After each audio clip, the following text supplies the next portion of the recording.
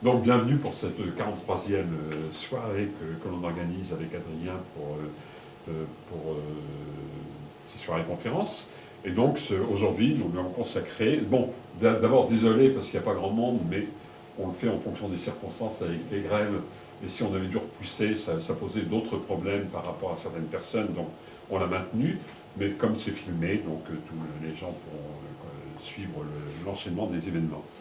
Donc on s'est posé la question en travaillant sur le fichier du Quai Branly, en faisant des recherches pour différents sujets sur les fichiers, et on s'est retrouvé avec des choses qui étaient quand même assez aberrantes, qui nous ont beaucoup interpellés. Et on fait aujourd'hui donc une première soirée sur le sujet, mais je dois dire qu'on pourrait en faire beaucoup parce qu'on a quand même relevé beaucoup d'anomalies à ce niveau-là. Alors, le premier élément qui nous a arrêtés, c'est cet élément de parure de Lama qui est indiqué de culture Tarou et qui vient donc de la collection de M. MacDonald. Et on nous met donc ici que c'est en os. On ne précise pas la nature de l'os sur ce cliché, mais sur le cliché suivant, on nous indique que c'est en os de bovidé. Alors, on ne sait pas très bien, parce qu'on verra plus tard que dans les autres parures, c'est tantôt indiqué os humain et os de bovidé pour le même objet. Et là, on ne sait pas vraiment, au niveau de cet objet, de quelle nature est l'os. Mais c'est marqué comme étant de la zone de Dang, et c'est donc dans cette région. Et alors que ces parures sont quand même de culture tibétaine, ou tout au moins lamaïque, et que c'est beaucoup plus au nord qu'elles peuvent être utilisées. Alors, on se retrouve encore avec ces mêmes éléments, toujours marqués culture Tarou. Les photos sont présentées à l'envers. Vous avez les personnages ici avec la tête en bas, et c'est marqué donc toujours Tarou. Encore les brassards avec les personnages à l'envers. Et bon, ça fait toujours partie de la même série. Et c'est systématique que les clichés sont à l'envers. C'est quand même un peu regrettable pour un musée de cette nature de faire d'être aussi léger, disons, dans leur présentation. Alors voilà, donc on se retrouve avec des tankas qui sont encore marqués Tarou, toujours dans la donation de la mission de M. MacDonald. Toujours des tankas Tarou, et un tanka qui est marqué comme étant représentant le Bouddha. C'est quand même un peu léger, je trouve, comme pour un musée de cette nature, de présenter des choses d'une façon aussi erronée. Alors, les tankas, il y en a quand même beaucoup dans cette série, et toujours avec la même localisation. Là, on part dans des photos. Et on a une série de photos qui sont donc toujours de cette région, qui sont marquées totem, hôtel ou lieu de culte. Point d'interrogation. Alors que ces pièces de bois ont été répertoriées par Gisèle Kroskov comme étant le couple divin d'Arcandie et Kabawakin, et qui sont dans le livre Maître et possédé qu'avait fait Gisèle Kroskov, dont la préface avait été faite par M. MacDonald également. Donc on se retrouve systématiquement avec des photos qui sont marquées totem, hôtel ou grosse planche en bois. Oui, c'est des statues Tarou. C'est les statues Tarou, c'est toujours les mêmes divinités. Mais qu'un musée présente ça comme des planches en bois, c'est quand même un peu regrettable à mes yeux. Et donc, on se retrouve. Il y a une collection vraiment importante de ces photos, et elles sont toutes présentées d'une façon erronée, totem en bois encore. Enfin, c'est. Et qui a fait les photos? MacDonald, je crois. Ah, oui. Et c'est vraiment des choses qui sont vraiment très bien répertoriées. Ça, c'est pas Il y a des choses, des fois, qui sont plus fragmentaires, ou mais là, il y a vraiment des travaux qui ont été faits sur la région, et qui sont... voilà, c'est photographe Alexander MacDonald. Et là encore, totem ou hôtel. Et là, il n'y a carrément pas de titre, homme et enfant.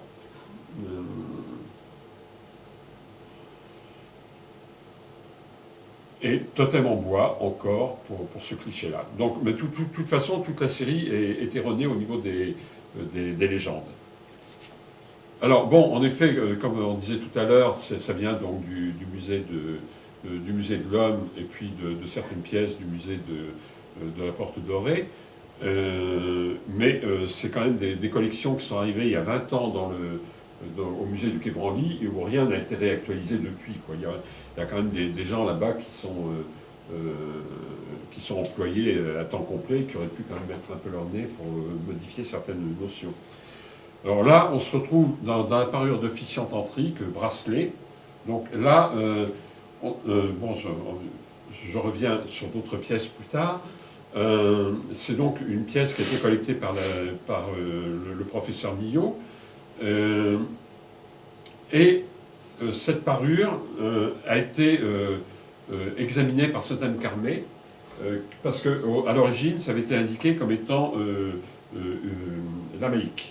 Et il a étudié les différentes iconographies, et il a dit que ça ne pouvait pas être lamaïque, que ça devait être une parure tantrique. Ce qui ne veut pas dire grand-chose, parce que, en général, c'est tout ce qu'on ne peut pas classer ailleurs qu'on met dans cette notion. Mais alors là, on se retrouve avec un tablier qui est en os humain, et sur ce cliché qui représente le même élément, c'est marqué un os de bœuf vidé, pour la même pièce. On a ici deux éléments de parure de même nature, celle-ci qui est au musée Labitte et celle-ci qui est au musée du Quai Branly. Ça sort manifestement du même atelier, et c'est manifestement des faux qui ont été faits à l'époque. Celui du musée Labitte avait été vendu il y a une trentaine d'années par Josette Schulman, et la pièce qui avait été collectée par le professeur Millot a été collectée à la même période. Donc manifestement, à mon avis, ce sont des faux.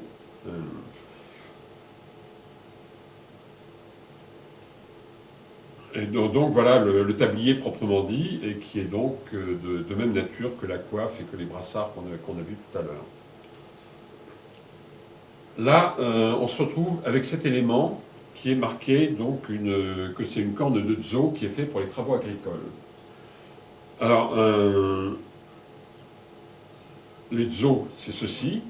Manifestement, ce n'est pas une corne de Dzo, c'est pas possible. C'est une corne d'antilope du Tibet de cette nature. Mais donc, même les choses les plus élémentaires qui sont liées à des formes animales, c'est même pas bien répertorié au niveau du fichier. Et en fait, ce n'est pas des pièces pour les travaux agricoles, puisque là, on trouve, ça a été pris sur une thèse de l'université d'Oslo, dans un cadre lamaïque, un personnage qui a un fourbou et une corne comme ceci, qui était manifestement à l'origine utilisé un peu comme les fourbous. Et là, on a un chaman carrément au Népal qui a un fourbou, une corne sous le bras de même nature, donc dans le cadre d'un rituel chamanique. Et donc, ce n'est pas du tout des pièces pour des travaux agricoles. Alors là, on se trouve avec une trompe terminale, avec des indications qui sont quand même assez intéressantes, où d'abord, ça a été collecté par Philippe Sagan, et on nous dit que ce sont des trompes donc, pour l'embouchure terminale, et que ce serait fait avec des ossements de vierges d'origine brahmane. C'est quand même assez intéressant comme notion. Et bon, on a quand même beaucoup de choses de cette nature dans les collections. Entre autres, on ne l'a pas repris ici, mais on a par exemple les fameux damarous, qui sont dits être donc les deux calottes crâniennes à coller, qui sont dits être des calottes crâniennes d'un petit garçon et d'une petite fille de 7 ans, frères et sœurs et incestueux. Ce qui est quand même aussi très précoce pour des enfants de 7 ans. Et alors, ce que l'on ne sait pas au final. Est-ce qu'on les décapite pour récupérer 2 crânes de 7 ans pour pouvoir faire un damaru? C'est complètement aberrant comme explication, mais ce sont des choses qu'on retrouve en permanence, quoi, et puis on parle également de fémur d'enfant, quoi, alors là, pour le fémur d'enfant, il pourrait demander au professeur, à Philippe Charlier du Quai Branly, qui a beaucoup travaillé sur les ossements, si c'est vraiment un ossement d'enfant, pour savoir si c'est un ossement d'une vierge d'origine brahmane. C'est beaucoup plus compliqué à justifier. Oui, c'est ça.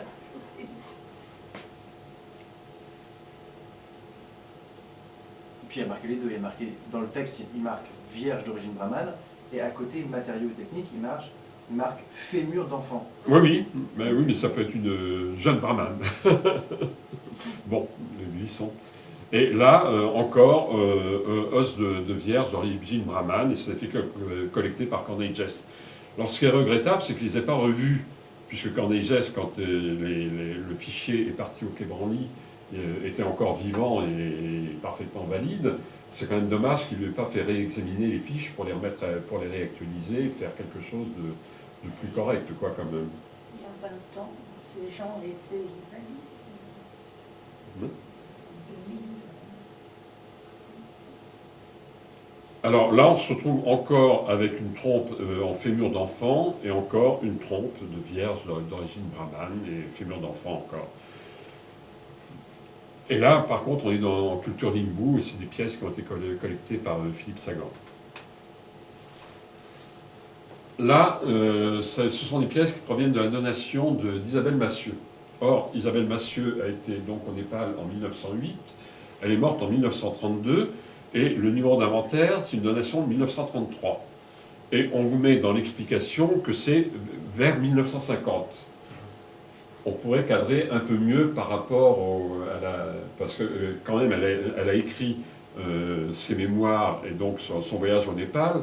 Tout ça, c'est quand même parfaitement connu, comme il y a son livre a été réédité, préfacé par Gérard Teffin. Ce sont des éléments connus et qu'on mette des dates aussi. Bon, entre 1950, 1932, 1933, il n'y a pas une période extrêmement large, mais quand même, on a quand même des dates précises et c'est quand même un peu dommage que ces dates ne soient pas davantage respectées au niveau des renseignements. Alors là, on se retrouve avec une lampe à huile, donc vous connaissez bien, c'est des lampes des Sukunda, donc népalaises, donc de la vallée de Katmandou.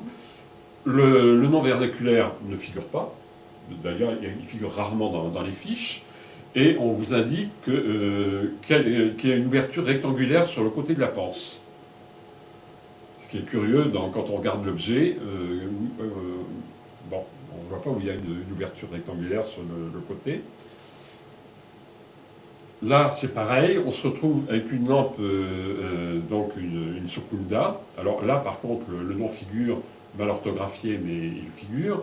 Et on vous met objet religieux du Tibet. Alors que là, on vous met que c'est du Népal. Donc sur la même fiche. Et là, donc une figurine, mais ils ne mettent pas que c'est justement c'est un devant de Sukunda aussi, et ça ils ne le mettent pas du tout dans l'explication. Et en plus, on vous met que c'est donc que Vignantaka, qui tua le démon Gazamashu, bon, je suis toujours très mauvais pour lire ces textes, est une représentation anthropomorphe de Ganesh, généralement représentée avec une tête d'éléphant. Je pense que Ganesh est systématiquement représenté à la tête d'éléphant. Je ne vois pas ce que veut dire cette explication dans une fiche de musée, quoi,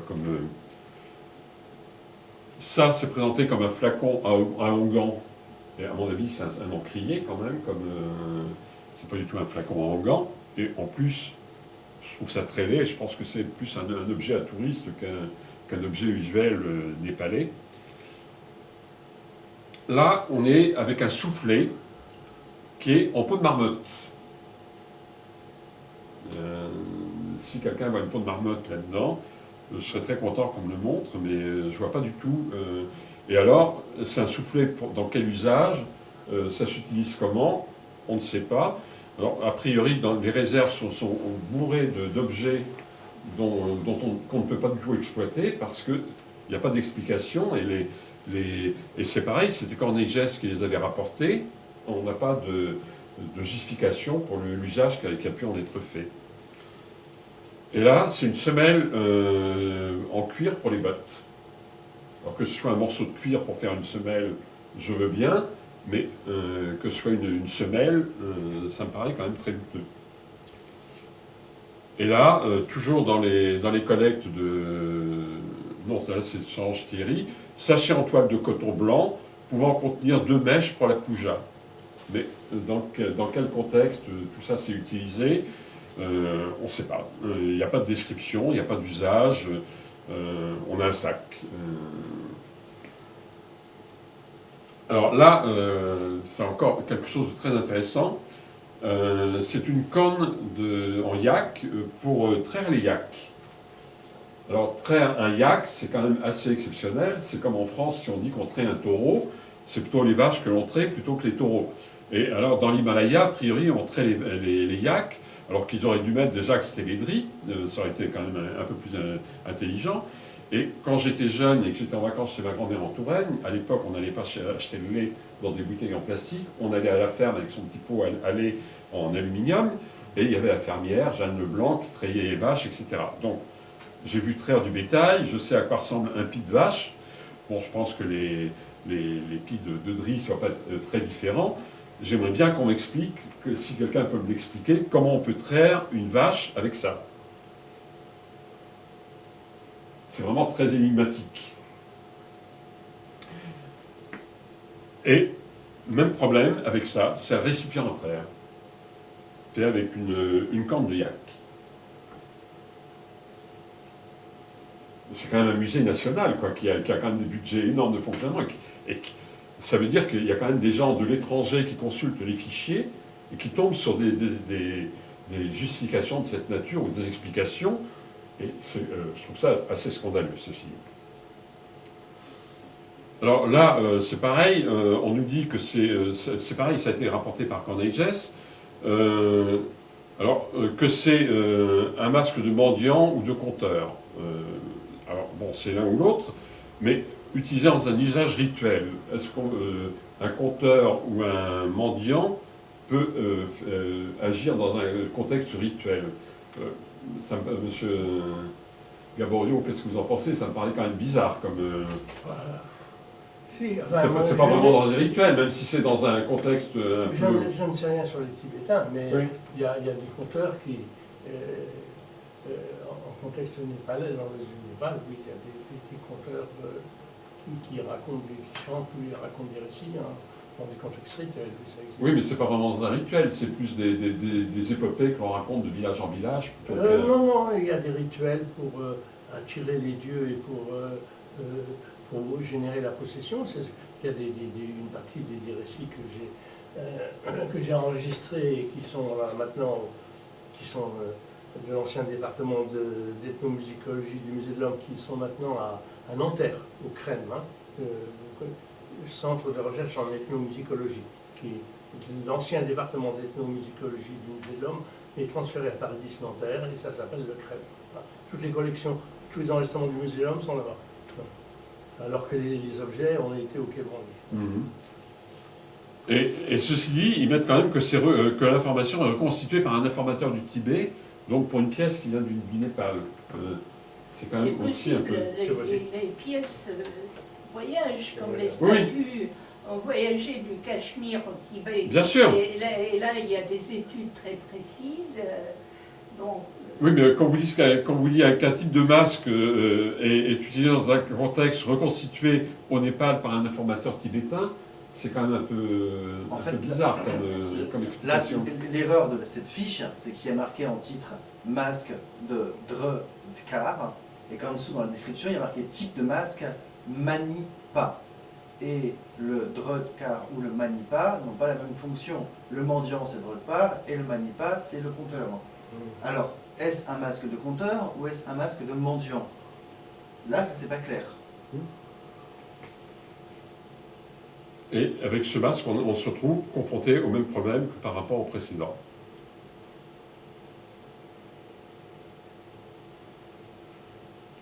Là, ce sont des graines de Rudraksha, c'est pas signalé dans la fiche, et c'est quand même des graines qui sont extrêmement connues et qui sont utilisées en permanence partout, quoi, comme...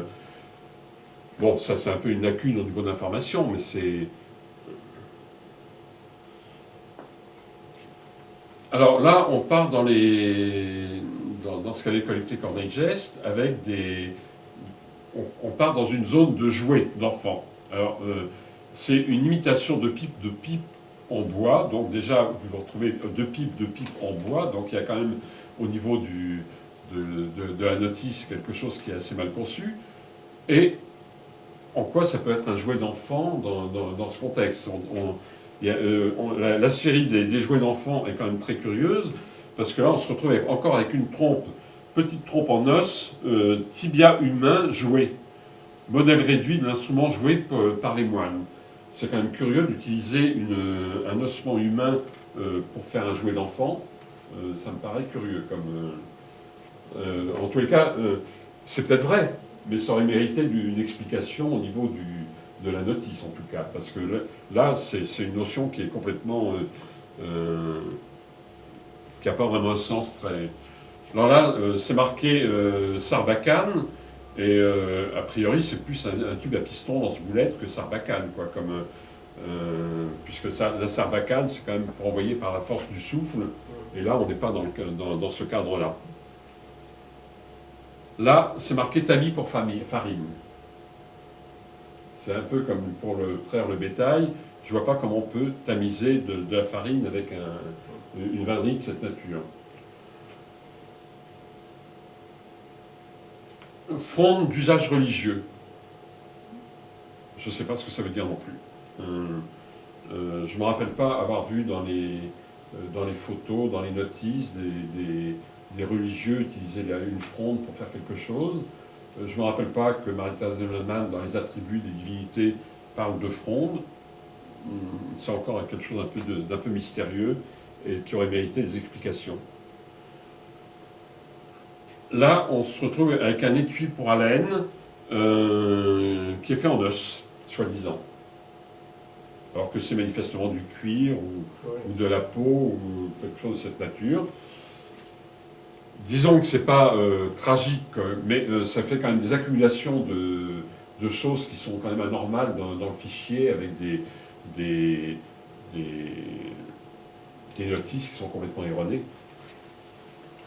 Alors là, on se retrouve encore avec une corne évidée pour un étui à haleine.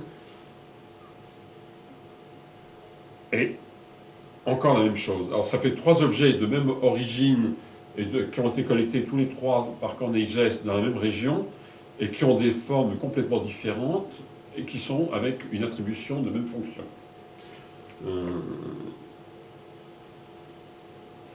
Là, on vous met que c'est une cloche. Voilà. Alors, est-ce que c'est un élément de cloche? C'est possible. Ça a plus une forme de cymbale que de cloche, ceci dit. Est-ce qu'il manque des clichés parce qu'on nous parle ici de le bâton en fer est attaché à une cordelette rouge?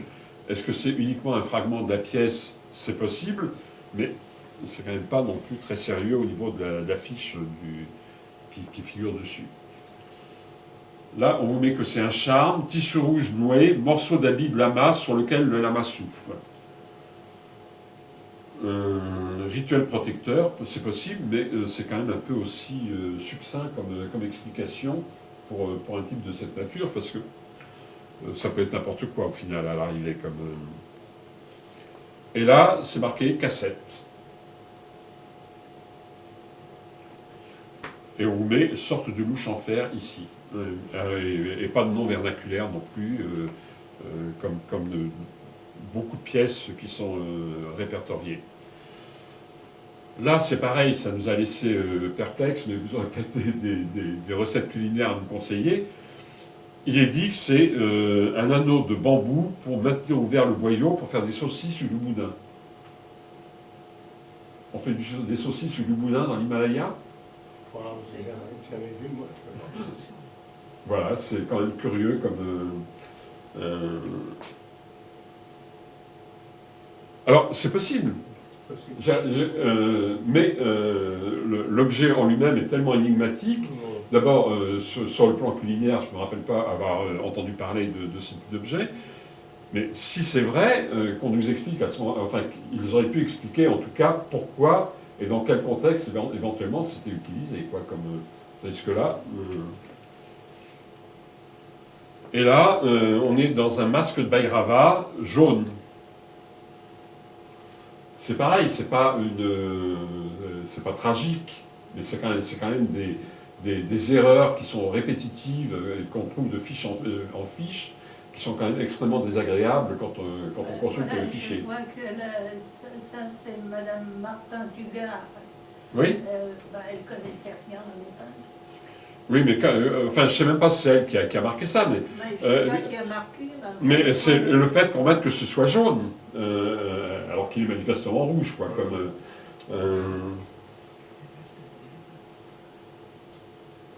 Partie de jouet filet. Élément de jouet piège. Ça veut dire quoi? C'est utilisé en quel contexte? Et en plus, un fragment. C'est pas très évident non plus à expliquer l'usage.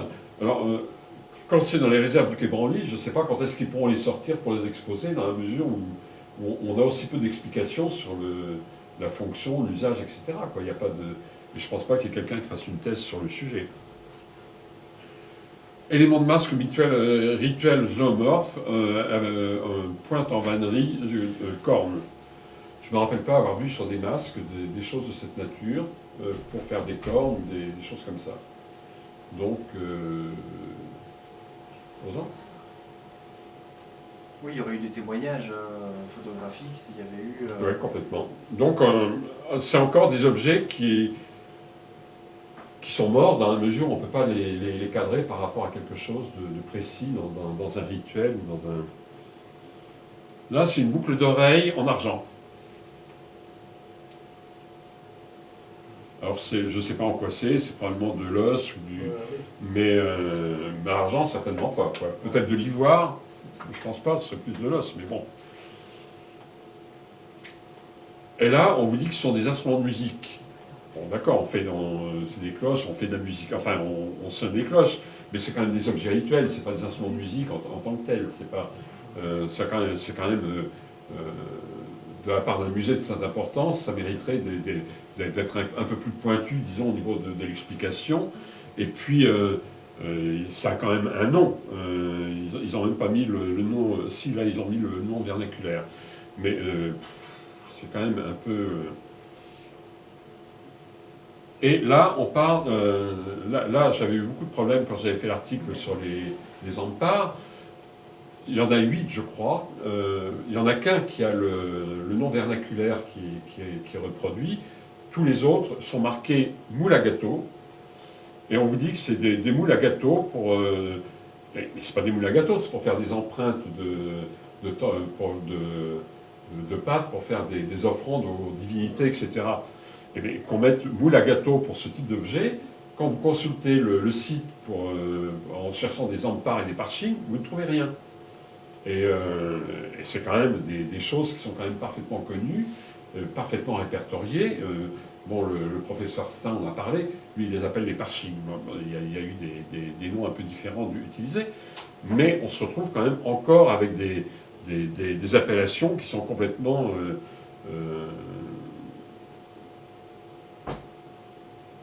mauvaises, incomplètes.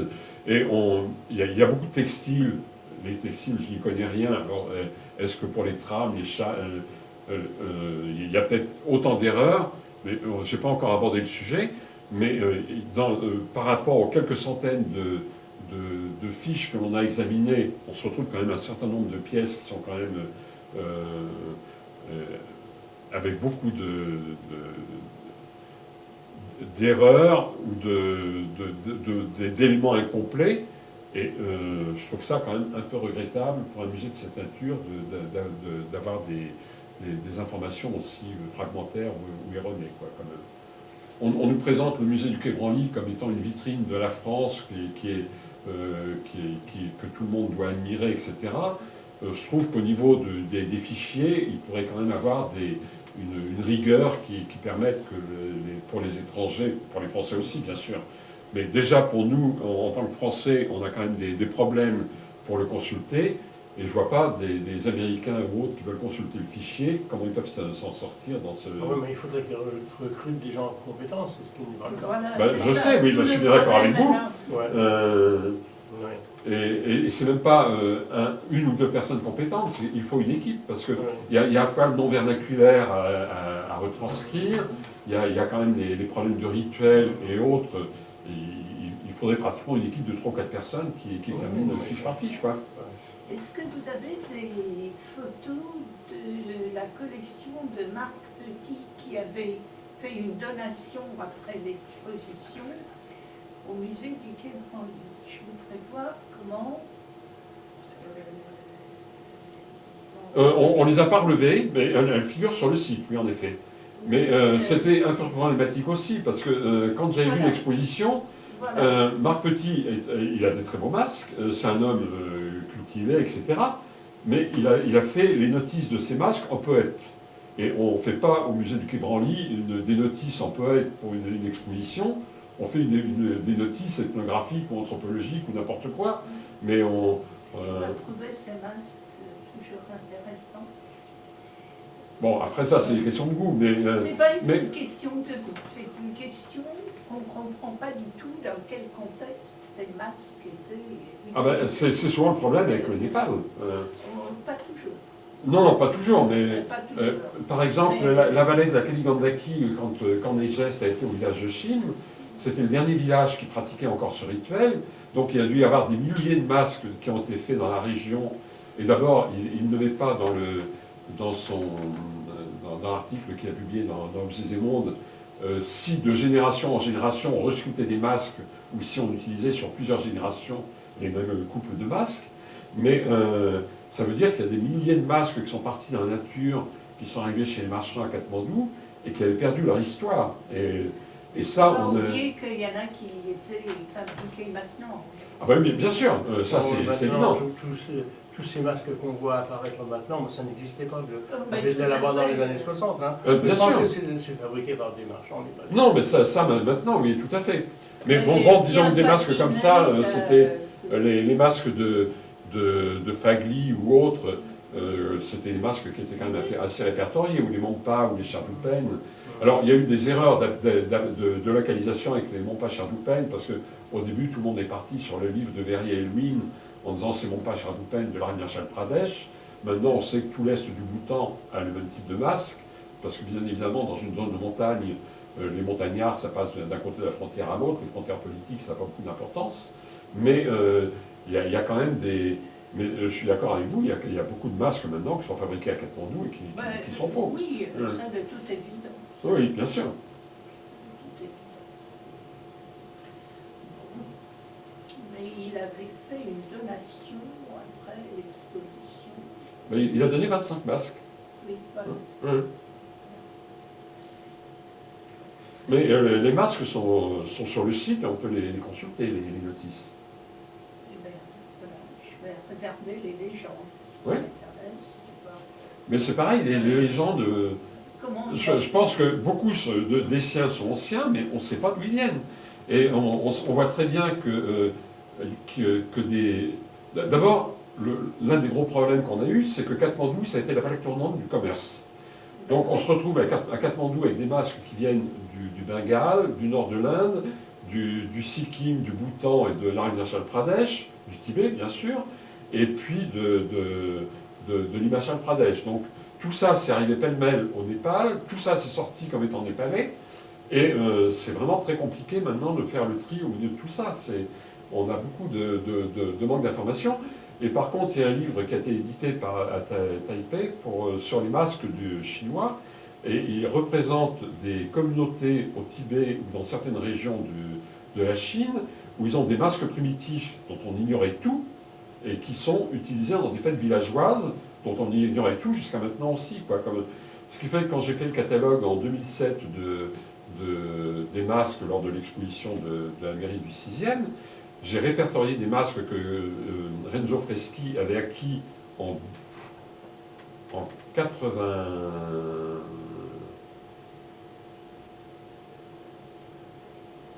En 76, que je répertoriais à l'époque comme étant népalais parce qu'ils étaient sortis par le Népal et qu'il y avait les cachets de cire du Népal, et maintenant ils sont très manifestement, ils proviennent de Chine, ou de tout au moins du Tibet.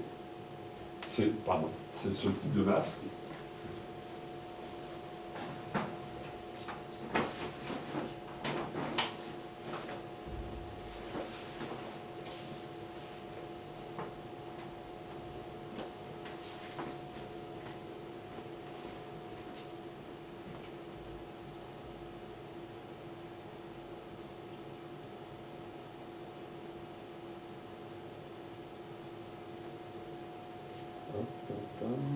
Voilà. Ce type de masques, manifestement, viennent beaucoup plus au nord. Et ils sont utilisés avec des personnages qui sont habillés en costume d'herbe, comme en Himachal Pradesh. Très curieux, comme... enfin, c'est assez normal, en fait. Mais en fait, on s'aperçoit que tous les gens, comme Alexandra Devinel et autres, quand ils sont passés au Tibet, ils passaient de monastère en monastère, ils passaient à côté des fêtes populaires où il y avait ce type de manifestation avait lieu, quoi, ce qui était des fêtes saisonnières. Donc, en effet, il y a beaucoup de masques que l'on trouve sur le marché qui sont classifiés Népal et qui viennent sûrement d'ailleurs, mais et qui ont perdu leur histoire. Alors, ils sont manifestement, dans certains cas, anciens. On a fait quand même des tests sur certains bois, mais en dehors de ça, il y a encore un énorme travail à faire de classification. Alors, il y avait David Andolfato qui avait déposé un dossier pour avoir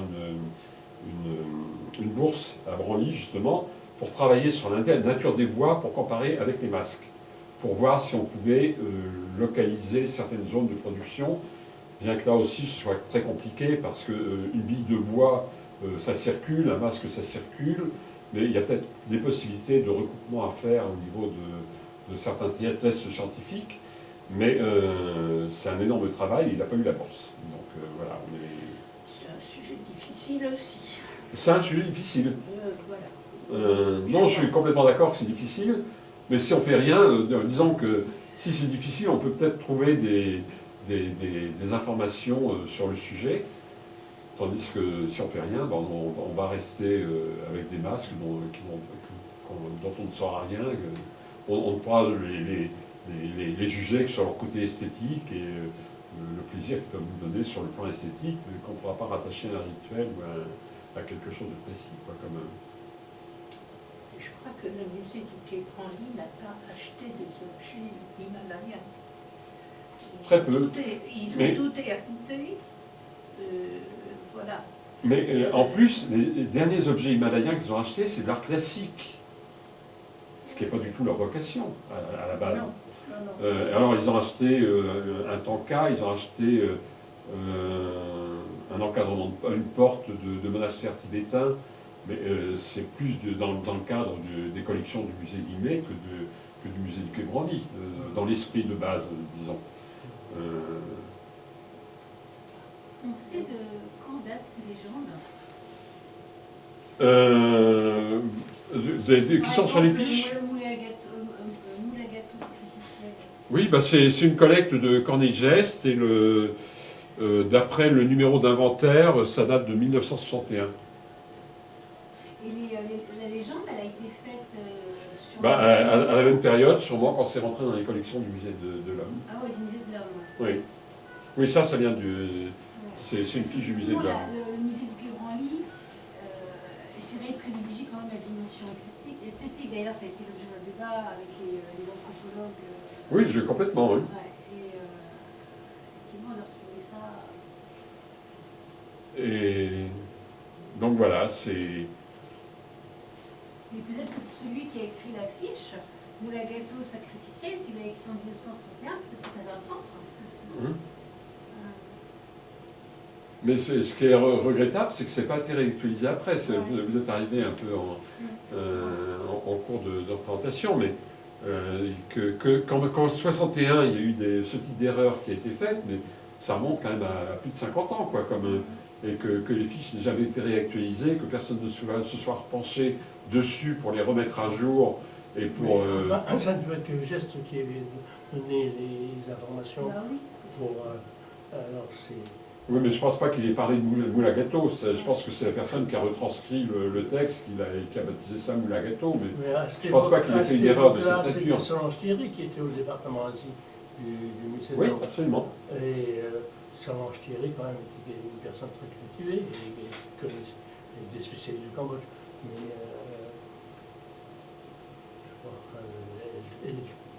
moi, comme j'ai travaillé avec elle, elle faisait très sérieusement son travail. Oui. Mais est-ce que c'est elle qui a fait les fiches ou est-ce que c'était des stagiaires qui étaient là, qui faisaient du... Certainement, certainement. Elle a dû prendre des gens Ouais. qui étaient en dehors du musée. Parce que cette collecte-là, c'est celle qui est contemporaine des cornes pour traire les yaks. Et je ne pense pas qu'elle ait fait une erreur de cette nature, ou alors je ne sais pas. Mais c'est quand même... Elle n'avait certainement pas le temps de faire des fiches. déjà, pour trouver le mot moule à gâteau sacrificiel, c'est une recherche quand même derrière cette expression, je trouve. Ben oui, mais c'est pas un moule à gâteau, justement. C'est là le problème.